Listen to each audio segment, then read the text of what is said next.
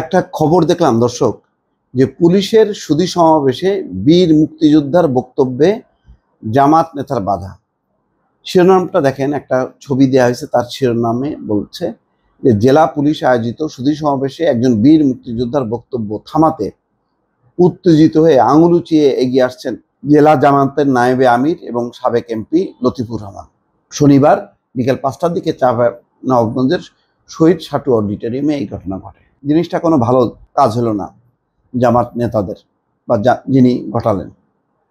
বোঝা উচিত মুক্তিযুদ্ধের ব্যাপারে জামাতের বিষয়ে সব পক্ষের কিন্তু একটা রিজার্ভেশন আছে, যে বাংলাদেশের স্বাধীনতা এবং মুক্তিযুদ্ধকে জামাত সমর্থন করেনি সেই সময়, বরং পাকিস্তান বাহিনীর দোসর হিসেবে তারা কাজ করেছে।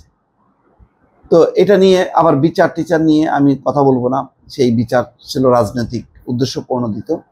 কিন্তু বাংলাদেশের স্বাধীনতা মুক্তিযুদ্ধের সংগ্রামে জামাতের কোনো ভূমিকা তো নেই, বরং উল্টা ভূমিকা ছিল। তো সেই অবস্থায় আজকে পট পরিবর্তন হয়েছে।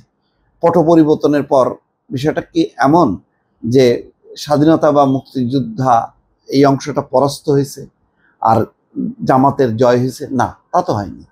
সবাই বলছে ৭১ এবং ২৪ একই সূত্রায় গাথা। সেই কথাটাই মুক্তিযোদ্ধা, বীর মুক্তিযোদ্ধা তিনি বলতে গেছেন। তার নাম হচ্ছে তরিকুল আলম, চাঁপাইনবাবগঞ্জ জেলা ইউনিটের সাবেক সহকারী কমান্ডার।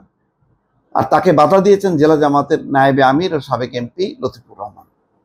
কেন বাধা দেওয়া হবে?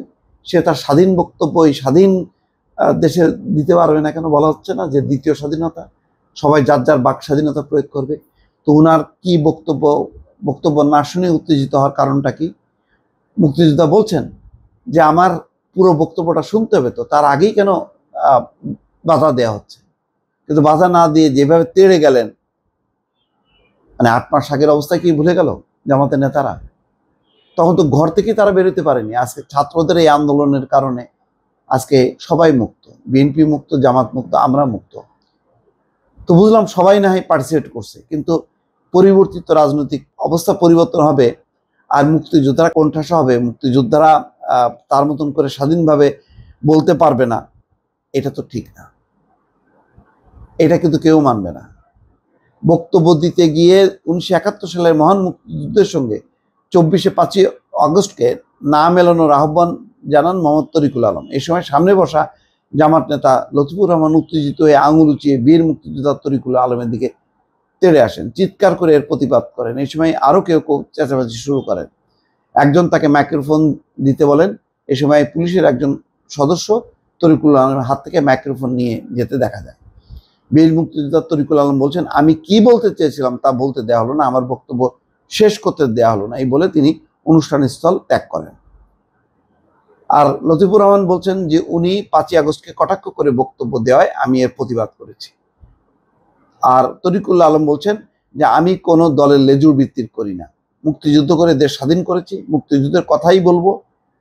তাই বলে জুলাই আগস্ট আন্দোলনকে অস্বীকার করি না।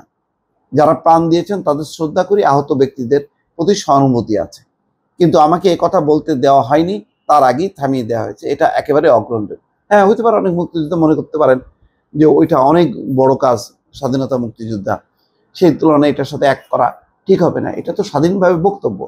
আমরা বলবো ওইটা এক সূত্রে গাথা, ওইটা বড় ঘটনা তো বটেই, ওটারই লেজ ধরে আমরা স্বাধীনভাবে কথা বলা, ফ্যাসিবাদী শাসন মুক্ত হওয়ার একটা অভিপ্রায় জয়যুক্ত হয়েছে।